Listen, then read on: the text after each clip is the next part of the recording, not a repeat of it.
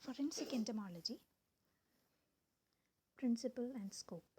So today we are going to start learning about forensic entomology. This video is just an introductory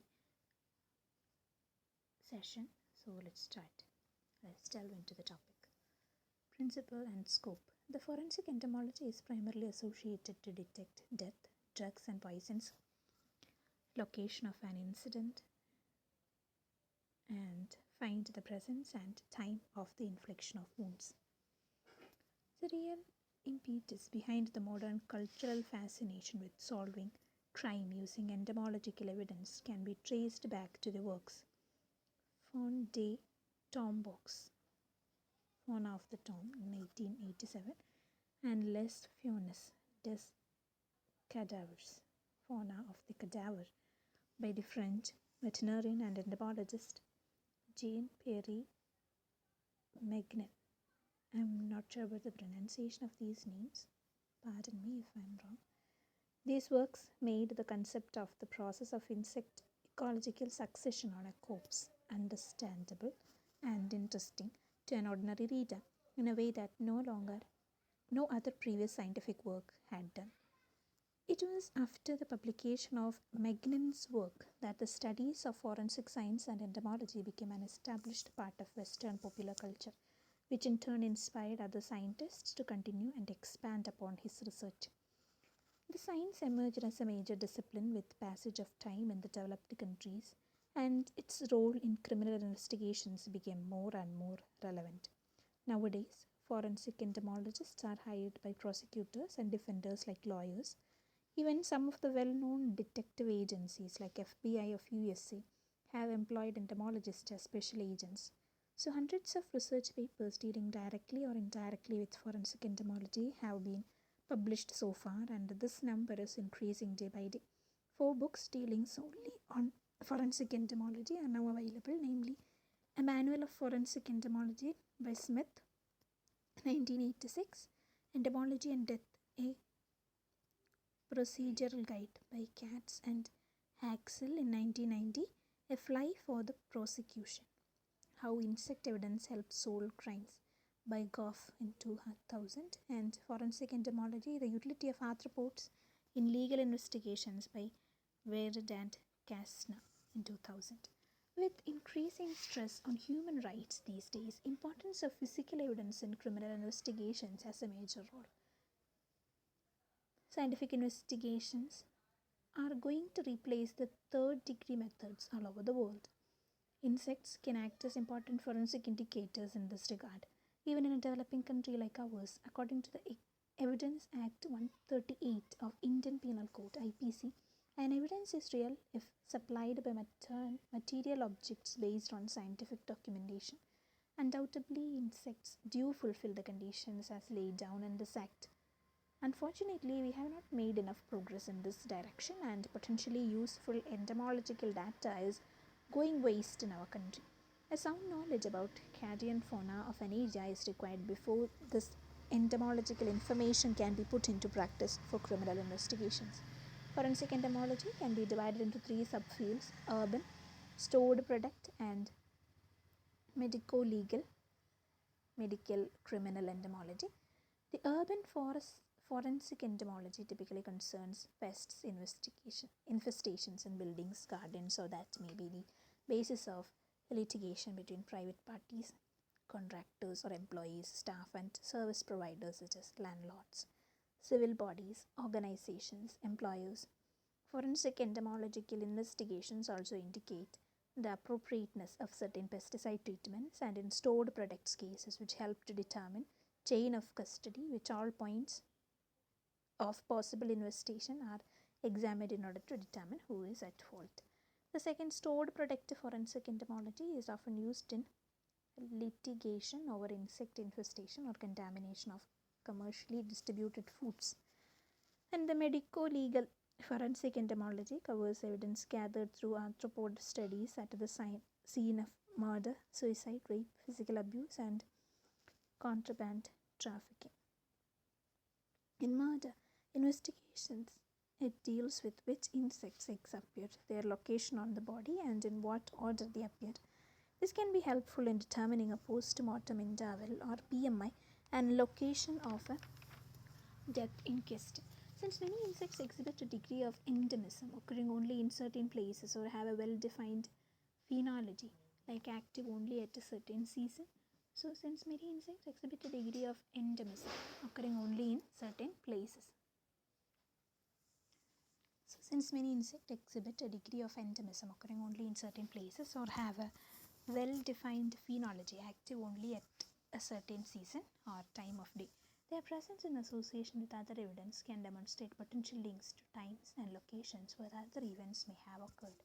Another area covered by medico-legal forensic entomology is the relatively new field of entomotoxicology. This particular branch involves utilization of entomological specimens found at the scene in order to test for different drugs that may have possibly played a role in the death of the victim. And forensic insects and factors. Insects of forensic importance. Forensic entomology proceeds on the common observation that exposed remains present a temporary and progressively changing habitat and food source for a wide variety of organisms ranging from microbes like bacteria and fungi to vertebrate scavengers. Out of these, arthropod fauna comprise a major element of the biota, and insects form the most constant, diverse and conspicuous group. The six-legged creatures predominate the terrestrial and freshwater carrion fauna. He reported 522 species of animals from decomposing pig carcasses, out of which 84% were insects. Koff et al., while studying carcasses decomposition, reported 140 arthropod taxa, out of which 83% were insects. These insects are attracted in the first instance to the body fluids oozing from natural openings and to blood or serum escaping from the wounds. So cadavers are often fiercely contested by great number of insect species. The overwhelming majority are flies and beetles, dipteran families Calliphoridae, Sarcophagidae, Mucidae, Sepsidae, Sphaerocidae, then Pyophilidae and Phoridae, and coleopteran families like Hysteridae, Staphylinnidae, Sylphidae, Cleridae, Dermastidae and Tenebrionidae predominate the sea. These insects form a complex food web within the carrion. This web gets more complicated because of the fact that many species have different adult food preferences from that of their larvae. Various workers have given different classifications of carrion insects. However, the one given by Smith in 1986 has been adopted for the present study. So accordingly, the carrion insects have been grouped into following categories on the basis of their food preferences, which obviously reflect their ecological role, like necrophagous species. Necrophagous species feed on decomposing flesh, and this group also include arthropods which imbibe blood or the fluids which bathe the tissues as a thin film. For example, necrophagous insects, necrophagous, Calliphoridae, Sarcophagidae, Mucidae, Dermastidae. They also include species that are attracted to the rumen contents of herbivorous mammals like Scarabaeidae and Mucidae. Then dermatophages, species feeding on dried skin, hair, ligament and bones. Dermastidae, Ctenidae. Then necrophagous, predaceous species, insects that feed on both the corpse and its inhabitants. Ants, Formicidae, sylphid beetles, clerid beetles and some bow fly larvae. Then predaceous species, arthropods that feed only on carrion entomofauna, especially Dipterus larvae. Hysteridae, Staphylinnidae. Parasitic species, insects that parasitize fly larvae and pupae. Endoparasitic wasps. Okay. Then adventitive or incidental species, arthropods that use carrion as a concentrated resource extension of their normal habitat.